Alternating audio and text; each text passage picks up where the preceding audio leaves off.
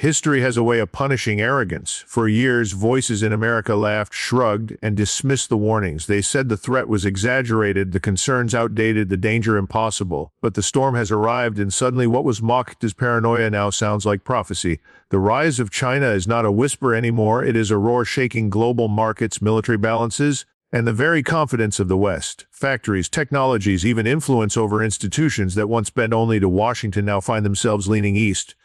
And the most unsettling truth, the warning was given loudly and clearly long before most dared to listen. Today, as the pieces fall into place, the question is no longer whether the threat is real. The question is, why did it take so long for the world to open its eyes? And what price will America pay for ignoring the alarm that was sounded years ago? The warning was sounded long before most cared to listen. Words spoken with urgency were waved off as exaggeration, dismissed as fear-mongering, mocked as outdated thinking. The narrative of comfort was stronger than the alarm of caution, and so a nation turned its gaze away, believing that progress was secure, believing that its dominance could never be challenged. Yet history is merciless to those who ignore its patterns. Every empire that once believed itself untouchable learned, too late, that danger grows quietly when arrogance blinds the powerful. The alarm was not about a distant enemy hiding in shadows, but about a rival rising in plain sight. Skyscrapers climbed higher, industries multiplied, factories worked without pause, and technologies were refined with relentless focus. While many in the West laughed at the idea of true competition, another world was building a machine of power step by step, piece by piece, year after year. And when the curtain was finally pulled back, the scale of what had been created left even the skeptics stunned. The danger was never sudden. It was gradual, deliberate, patient. The warnings pointed to economic infiltration, to strategic investments, to influence reaching into universities, corporations, even politics itself.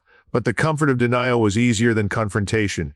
To admit the truth would have required sacrifice, vigilance, and the courage to face uncomfortable realities. Instead, the words were ignored, and the threat was allowed to grow stronger with every passing year.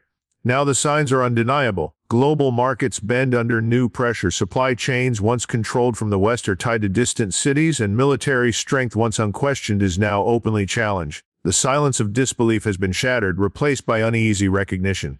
Those who dismiss the alarm as fiction now scramble to understand how it became fact before their very eyes. The ignored warning has returned not as a whisper but as a roar echoing across the world stage. The people sense it too. Rising prices, unstable trade, whispers of espionage, and news of shifting alliances are no longer abstract headlines. They are realities touching everyday lives. What was once dismissed as conspiracy now shapes the choices of nations, the strategies of armies, and the fears of ordinary families. The laughter of yesterday has turned into the silence of unease. The truth is clear, the alarm was real, the threat was real, and denial has carried a heavy cost. The warning that was ignored has now become the challenge of a generation, and the uncomfortable reality remains: when a nation refuses to hear the call of caution, it cannot escape the consequences of its own blindness. Power does not always announce itself with noise and thunder. Sometimes it rises quietly, step by step, hidden behind the mask of trade deals, cultural exchanges, and diplomatic smiles. While much of the world clung to illusions of partnership and harmless competition, a silent superpower was building its empire in plain sight. Towers of steel rose above once sleepy cities, factories multiplied like veins of an unstoppable machine, and research labs poured out innovations designed not only to match the West but to surpass it. What seemed at first to be nothing more than economic ambition has revealed itself to be something far greater, a calculated transformation of global power. The rise was not accidental. It was engineered with precision, driven by a vision spanning decades, not election cycles. Industries that once lagged behind were fueled with endless resources until they dominated global markets. Technologies that the world believed were firmly in Western hands became targets of replication, appropriation, and reinvention. From microchips to artificial intelligence, from rare earth minerals to advanced weapons, the silent superpower moved relentlessly, piece by piece, until it controlled the very levers of modern civilization.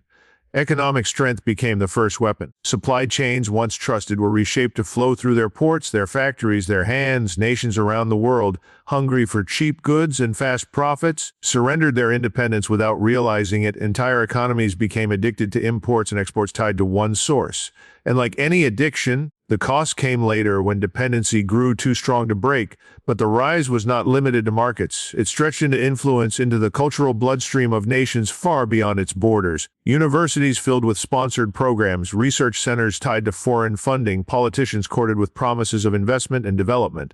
While some saw only generosity, the truth was infiltration. Step by step, threads of control were woven into the very fabric of societies that once dismissed the threat. Meanwhile, the military machine grew quietly in the background. Fleets were expanded, bases were fortified, technologies once thought decades away were tested in silence. While the world focused on proxy wars, economic recessions, and partisan conflicts, the silent superpower was drilling, training, and preparing. Now, its reach stretches across seas once considered secure, its missiles capable of striking with speed that shocks even seasoned generals. What was once an army dismissed as outdated is now one of the most formidable forces on the planet. Even more alarming is the technological battlefield. Cyberspace became the new front line, and here the silent superpower has mastered its craft. Espionage no longer looks like spies in the shadows. It is malware slipping undetected into critical infrastructure, data harvested silently from corporations and governments, intellectual property stolen and re-engineered for domination. The battles are fought not with bullets but with code, yet the damage is just as devastating. The ability to shut down grids, hijack communications, or manipulate financial systems has become a weapon of quiet war, one that leaves no battlefield yet threatens every home. The influence stretches even further to international institutions. Organizations once dominated by Western voices now bend to new rules, new terms, new language shaped by this rising power. Trade agreements are written to their advantage, global standards are set to fit their industries, and developing nations fall under the weight of loans that promise growth but deliver dependency. It is empire, building without armies, conquest without traditional war. The silence of this rise is what makes it so dangerous. While much of the world debates headlines and scandals, a new order is being built beneath the surface. The West sees fragments, a new factory here, a satellite launch there, a deal signed in a faraway capital but fails to connect the pieces. Yet when those pieces are assembled, the image is undeniable, a global power shifting from shadows to center stage, confident enough now to challenge the very nations that once mocked its ambitions. Citizens feel the tremors even if they cannot always name the source. They see jobs disappearing, industries shrinking, shelves filled with foreign goods while domestic factories close. They sense the shift in technology and communication, in the growing dependence on tools and platforms that no longer originate in their homeland. The rise of the silent superpower is not just a geopolitical headline, it is a daily reality touching lives, shaping futures, and altering the balance of hope and fear in millions of households. The world now stands at a turning point. The comfortable illusion that power belonged to one side of the globe has been shattered. A rival has risen not with speeches or threats, but with relentless progress, undeniable strength, and patience that outlasts the short-term vision of its competitors. The silent superpower is no longer silent. Its presence is felt in every port, every marketplace, every battlefield, and both physical and digital. And the question that lingers is no longer whether it has risen, but whether the rest of the world can respond before it is too late. Complacency is the most dangerous enemy a nation can face because it does not strike with bombs or bullets, but with silence and delay. While one side moved forward with speed and precision, the other was content to argue, to debate, to doubt, to wait. Each year of hesitation became another year of advantage for the rival that never slowed its march. What could have been confronted early with strength and resolve was instead allowed to grow unchecked until it towered too large to ignore. The cost of complacency is measured not only in lost opportunities but in the erosion of confidence, the weakening of industries, and the quiet surrender of influence across the globe. Warnings were there in plain sight. Leaders, analysts, even ordinary citizens pointed to the cracks forming in supply chains, to the loss of manufacturing strength, to the rising shadow in international markets. But the response was often latter or dismissal. Comfort was easier than confrontation. Profits today mattered more than security tomorrow, and so trade agreements were signed that favored the rival, factories were shipped overseas, and technology secrets were left vulnerable. Every choice seemed small in the moment, but together they formed a pattern of neglect that slowly handed over leverage piece by piece. The rival understood this weakness and exploited it with discipline. While others grew distracted with partisan wars and internal divisions, it poured resources into research, built fleets of ships, and tied nations together with promises of loans and infrastructure. Those loans became chains, those partnerships became traps, and soon entire regions of the world were caught in webs they could not escape. Complacency did not only weaken one nation, it gave the rival space to spread its reach across continents, embedding itself into economies and governments far beyond its borders. Technology became one of the clearest examples of this failure. Innovations once hailed as symbols of Western dominance were stolen, copied, or surpassed. Patents meant nothing against relentless determination. Cyber defense lagged while espionage thrived, leaving corporations and governments exposed. The rival moved with the hunger of survival while the complacent moved with the arrogance of assumption. The result was inevitable, a narrowing gap in innovation until the balance tilted in ways few thought possible. The military front revealed the same story. For decades, the assumption was that dominance at sea and the air and in space was secure. Exercises were limited, budgets were debated, and readiness was neglected. Meanwhile, the rival built shipyards that never slept, tested weapons in silence, and prepared for conflicts others believed would never come. Now, war games show scenarios where outcomes are no longer guaranteed, where old certainties are replaced by uneasy doubts. Complacency allowed the rival to stand nearly equal in strength, and perhaps in some areas even superior. But perhaps the deepest cost of complacency is psychological. A nation that once led with confidence now questions its own future. Citizens watch as industries collapse, as debt rises, as influence shrinks, and they wonder if their leaders have the courage to face what is coming. Trust erodes, unity fractures, and fear grows. The rival did not just rise in strength, it rose in the minds of millions as a symbol of what determination can achieve when complacency is the only answer given by its competition. This moment did not arrive suddenly. It is the harvest of years of inaction. Every delay, every excuse, every choice to prioritize short-term gain over long-term security became a seed planted, and now the field is full. The rival reaps the benefits, while the complacent face the bitter truth that warnings ignored can become threats realized. Now the world feels the weight of that cost. Nations once firmly aligned with the West now hesitate, tempted by promises of investment and protection from elsewhere. Regions once secure now balance uneasily, knowing their futures depend on powers that no longer hold unquestioned dominance. Markets swing, alliances shift, and the global order trembles, all of it fueled by years when action could have been taken but was not. Complacency is more than weakness, it is surrender without admitting defeat. It hands over the tools of power without a fight, believing that tomorrow will look the same as yesterday. But tomorrow has arrived and it looks nothing like the past. The rivals stand strong, confident, and ready, while the complacent scramble to catch up. The question that remains is whether the lesson has been learned, or whether history will record this as yet another empire that fell, not by invasion, but by its own failure to act when the moment demanded courage. The world has reached a moment where illusions are no longer possible. For years it was easy to look away, to treat the challenge as distant, temporary, or exaggerated. But now the consequences are everywhere, pressing on economies, shaping foreign policy, and rewriting the balance of power that once seemed unshakable. What once felt like a distant rivalry has become an unavoidable confrontation.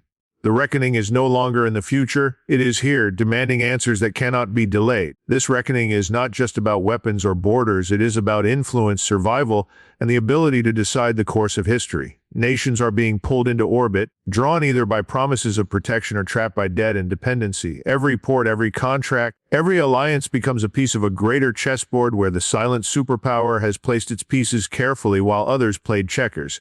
The game is entering its final stage, and hesitation now means defeat. The confrontation is not only military, it is economic warfare fought with trade routes, supply chains, and currency manipulation. It is technological warfare fought with satellites, microchips, and data streams. It is psychological warfare fought with propaganda, disinformation, and the careful shaping of global narratives. The reckoning is not a single battle, but 1,000 subtle battles that together determine who writes the rules of tomorrow. And the terrifying truth is that many of these battles have already been lost without a shot being fired. The people feel it even if they cannot name it.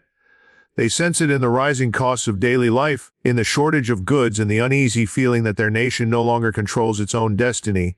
They see foreign money shaping their cities, foreign products filling their shelves, foreign technology in their homes, and foreign ships patrolling waters once considered secure.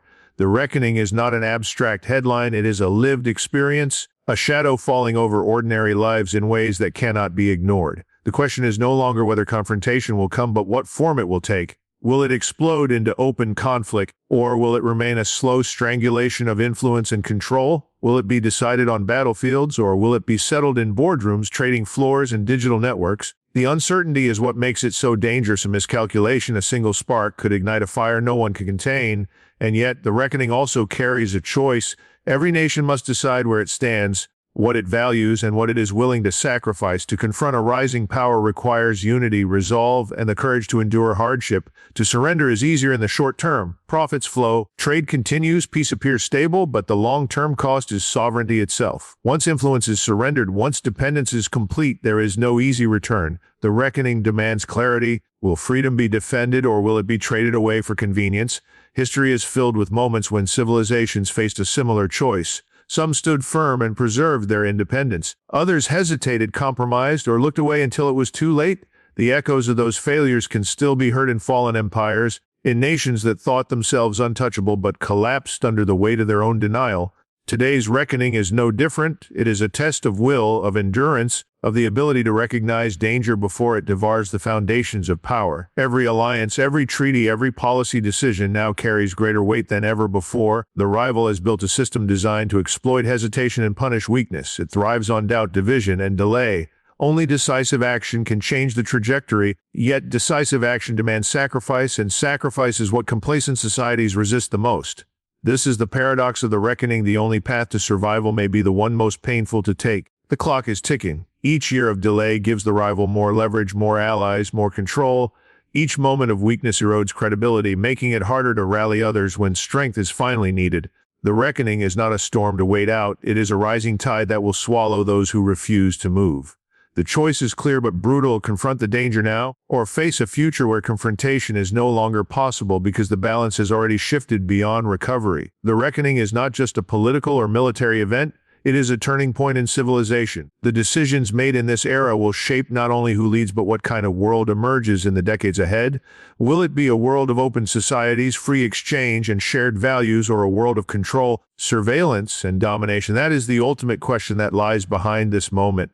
And it is a question that cannot be ignored, for the future will be written by those who recognize the reckoning for what it is and have the courage to act before the window of opportunity closes forever.